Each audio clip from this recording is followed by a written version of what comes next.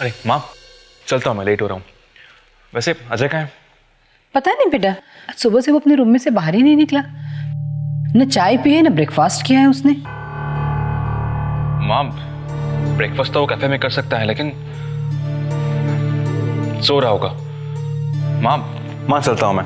अगर वो उठ जाए तो उसे कैफे भेज देना प्लीज। अरे वो ऐसे कैसे सो रहा है? वो आज जिम भी नहीं है वो। जाके उठाओ उसे। कहीं ऐसा तो नहीं कि कल की बात का उसे बुरा लग गया हो।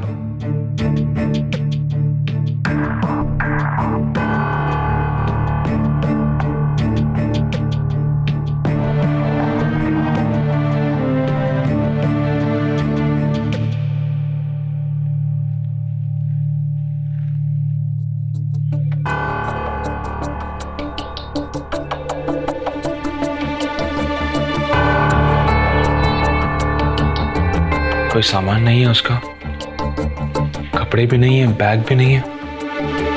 अक्षय, अजय अपने रूम में नहीं है? कहाँ गए वो? माँ पता नहीं, उसके कपड़े भी नहीं है, बैग नहीं है, कुछ नहीं। क्या बिना बताए कैसे चला गया वो? बंटी, तूने उसे कुछ बोला तो नहीं ना, जिसका उसे बुरा लग गया हो? नहीं माँ, ऐसा तो कुछ नहीं हुआ। हाँ, हमारी बहस हुई थी, पर मुझे नहीं लगता कि उस बात से इतना हर्ट हुआ होगा कि बिना बताए घर छोड़ के चला गया। नहीं माँ, किसी फ्रेंड के पास गया होगा। हम लोग ओवर रिएक्ट कर रहे हैं, इतना प्यार करते हैं ना उससे, इसलिए आप टेंशन मत लो माँ, वो आ जाएगा वापस। लेकिन बंटी, तू एक बात भूल रहा है, जिंदगी ने उसके साथ कुछ भी अच्छा नहीं किया, इसलिए छोटी से छोटी बात भी उसको बहुत बुरी लग जाती। मुझे तो बहुत डर लग रहा है। कहाँ गया होगा वो?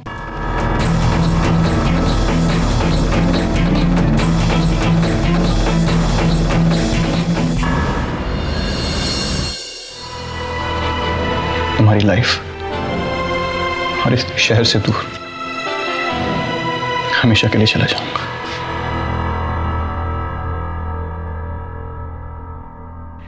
ठीक है, चले जाओ।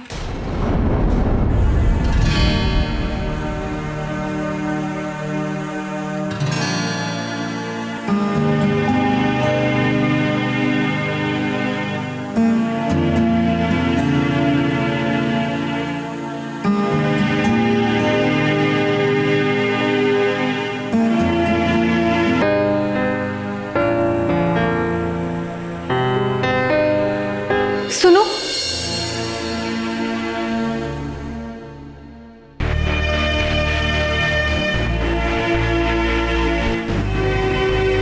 एक बात का ध्यान रखना, कभी किसी को ये मत कहते फिरना कि मेरी वजह से तुमने अक्षय का घर छोड़ा है,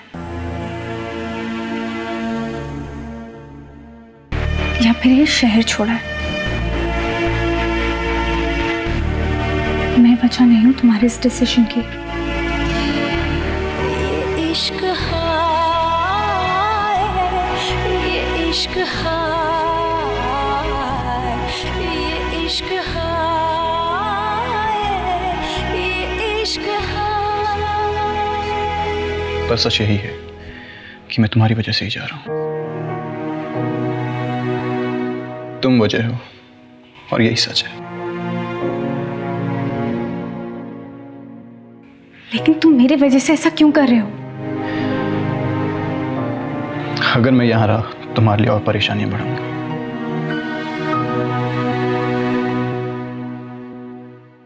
तुम्हें मेरी परेशानी की कब से फिक्र होने लगी? I don't know। अब मैं परवाह करता हूं तो करता हूं। अगर तुम्हारी परवाह करने से खुद को रोक पाता तो मैं नहीं चाहता, लेकिन मैं अपने आप को रोक नहीं पा रहा हूं। मैंने आज तक अपने सिवा किसी और की परवाह नहीं की, लेकिन जिंदगी में ऐसा पहली बार हो रहा है कि मुझसे ज्यादा मेरे लिए कोई इंपॉर्टेंट हो गया है। तुम्हारी परवाह करना मुझे अच्छा लगने लगा है। And I don't know why, लेकिन मुझे अच्छा लगता है।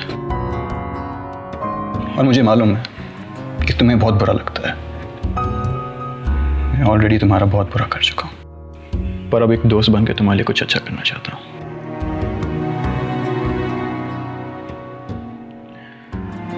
लेकिन मुझे मालूम है तुम मेरी दोस्त नहीं बनोगी। तुमने सही कहा अजय, मैं कभी तुम्हें अपना दोस्त नहीं बनाऊंगी। And you know why? Because I can never trust you.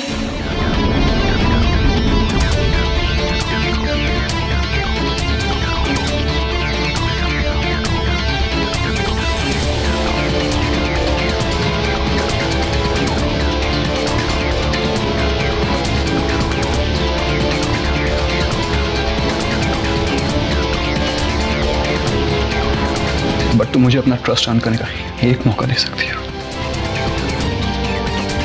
Manjari please, just give me one chance, just one chance, and I promise I will earn your trust.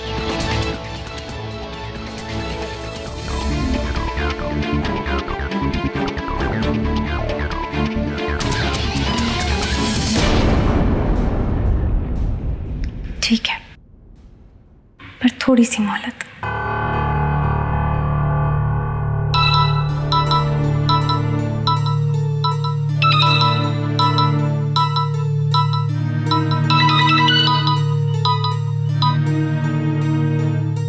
Hello भाई।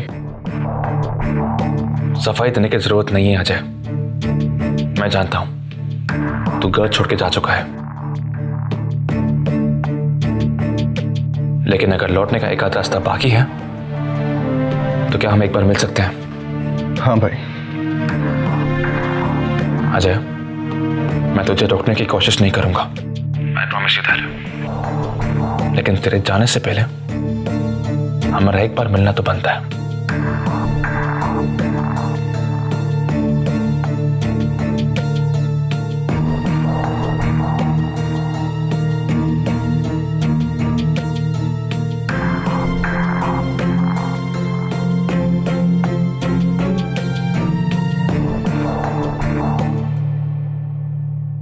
अजय शांति का संदेश लेकर आया था, ये बात कुछ हजम नहीं हुई। अरे यार, उसके दिमाग में तो हमेशा क्रांति रहती है, ये शांति कहाँ से आदम की? पता नहीं यार, कह रहा था कि मैं बदल गया हूँ, तुमसे दोस्ती करना चाहता हूँ। क्या? वो तुझसे दोस्ती करना चाहता है? इरादे तो ऐसे ही लग रहे थे। सो स्वीट यार। अरे काहे का स्वीट, वो बड़ा ही बिटर इंसान है। मंजरी, तू भूल कर भी उससे दोस्ती नहीं करना यार, वो तेरी दोस्ती के लायक ही नहीं है। ओ हेलो, तूने क्या अजय नाम के टॉपिक में PhD कर रखी है क्या? तुझे जैसे लड़कों के बारे में बहुत मालूम है ना। मंजरी, अजय जैसा ईगोसेंट्रिक बंदा अगर खुद चल के दोस्ती का प्रपोजल देता है तो क्या प्रॉब्लम है? I think it's quite graceful यार। ओ हेलो, दूसरों को एडवाइस देने के बदले तू अपने स्ट्रेंजर पे ध्यान दे तो ज्यादा अच्छा होगा। स्ट्रेंजर को बीच में मत लाना। उसका नाम कैसे लिया तूने? उसके बारे में ना कुछ भी बोलने की जरूरत नहीं है।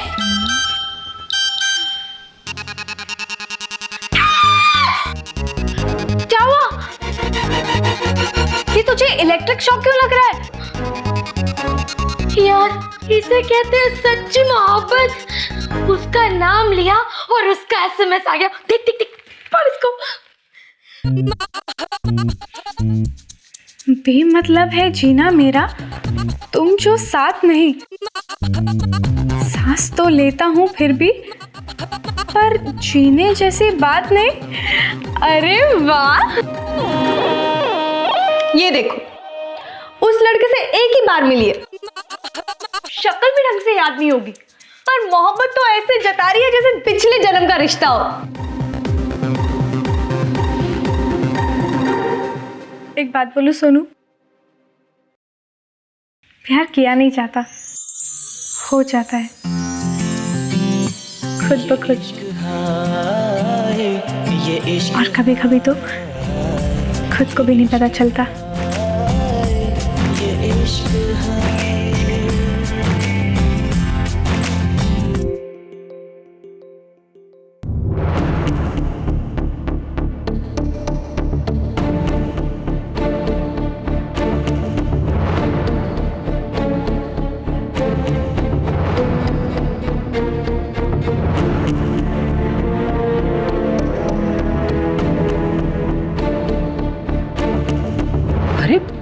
टीटू तू यहाँ अभी? नहीं माँ,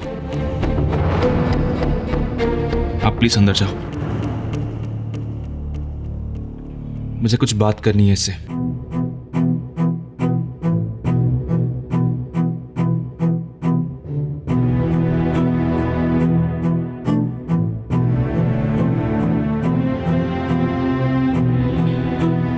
मेरी जरा सी बात का तू इतना बुरा मान गया? इतना एटीट्यूड है तेरे में, इतना ईगो है? बोल। ठीक है, चल बता, तेरा क्या लगता हूं मैं? कौन हूं मैं तेरा? आप मेरे भाई हैं। भाई नहीं, बड़ा भाई हूं। और जब बाप का साया सर पे नहीं होता ना, तो बड़ा भाई ही बाप होता है। और जहां तक तेरा सवाल है ना, मैं अपने आप को तेरे बारे में उतना ही रिस्पॉन्सिबल समझता हूं।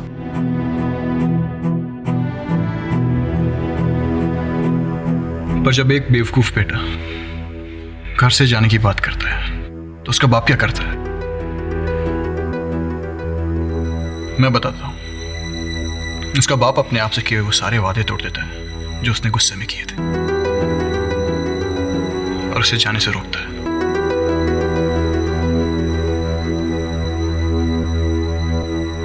एटीट्यूड दिखाने का लाइसेंस बेटे के पास होता है, बाप के पास नहीं। मगर एक बाप के पास बेटे की बेवकूफी पर उसे थप्पड़ मारने का लाइसेंस होता है।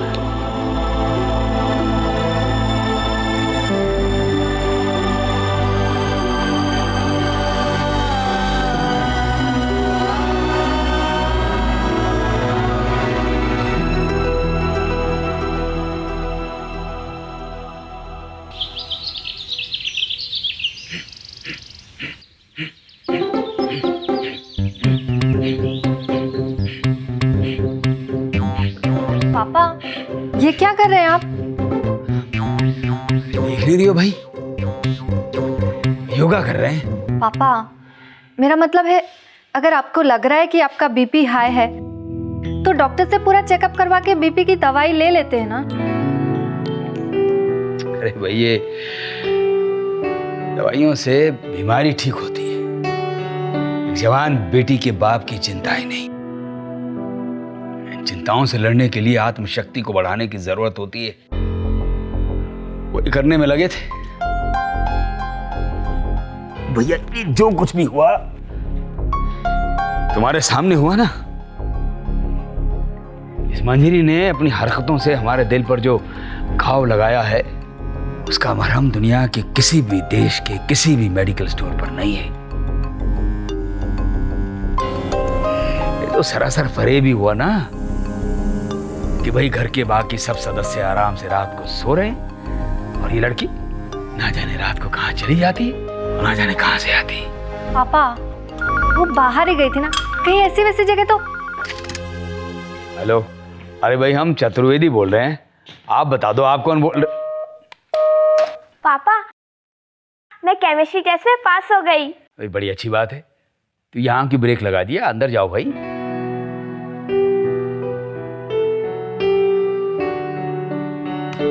पापा अरे मानते हैं भाई, तुम्हारी बात पूरी होने से पहले ही मान लेते हैं, लेकिन एक बात बताओ, अगर ये मोहल्ले वालों को पता चल जाता तो किस भाषा में किसका हवाला देकर समझाती उन्हें? ये जो लव लेटर हमारे इस तथाकथित संस्कारों वाले घर की टेबल पर पड़ा मिला है, अब इसकी सफाई में अपने आप को क्या समझाएं हम? और हेलो, अरे हेलो, कौन बोल रहा भाई? अरे भाई आप जो भी हैं जो हमें ब्लैंक कॉल दे रहे हैं, तुम्हारी जो माँ है ना, अपनी माँ को कहो कि तुम्हें मातृभाषा सिखा दे, ताकि कम से कम फोन पर बातचीत तो कर सको तुम। और जब सामने आ गए ना कभी, नीचे रखो फोन। देखा, ये इस घर के बद से बदतर होते हुए हालात को देख लिया ना तुमने।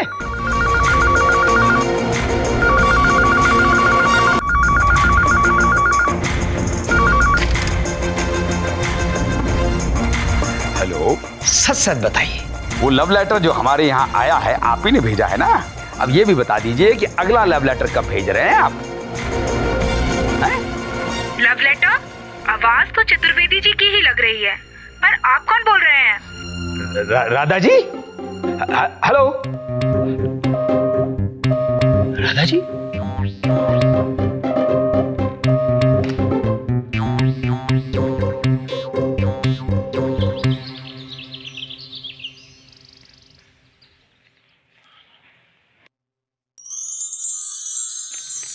पूजा,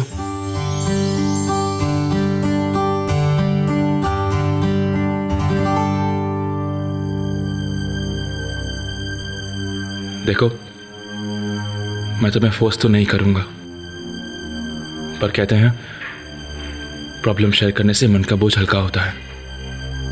पूजा, घर पे सब ठीक तो है ना?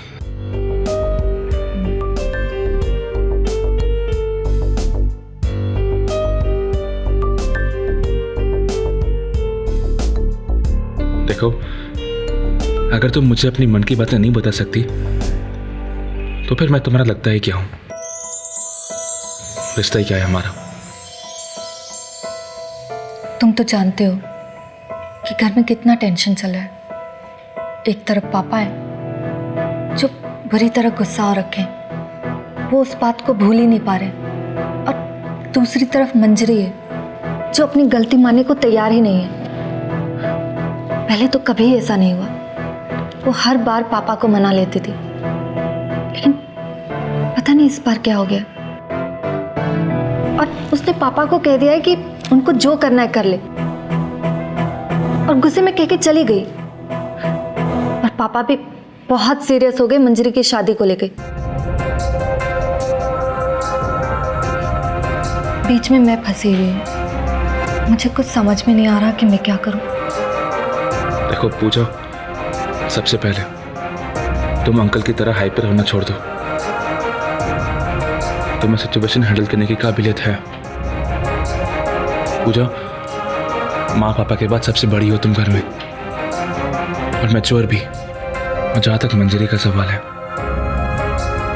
तुम उसे एक बड़ी बहन की तरह बर्ताव मत करो, बल्कि एक दोस्त की तरह करो।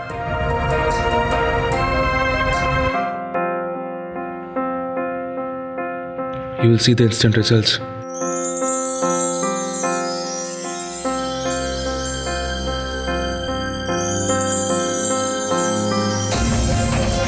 और उसने पापा को कह दिया है कि उनको जो करना है कर ले, और गुस्से में कह के चली गई। और पापा भी बहुत सीरियस हो गए मंजरी की शादी को लेके। माँ, मुझे लगता है आपको चतुर्वेदी अंकल से बात करनी चाहिए। ऐसे उनका टेंशन भी कम हो जाएगा, और उनके और मंजरी के बीच में जो डिफरेंसेस हैं वो भी खत्म हो जाएंगे। ठीक है बंटी बेटा, मैं अभी जाकर भाई साहब से बात करती हूँ। थैंक यू माँ। अरे बहन जी, ये लीजिए। क्या है ये? अरे लीजिए तो सही। अरे बताइए तो सही। वो अपनी मंजरी है ना, उसका वो दिल्ली वाले NRI लड़के के साथ रिश्ता तय हो गया है।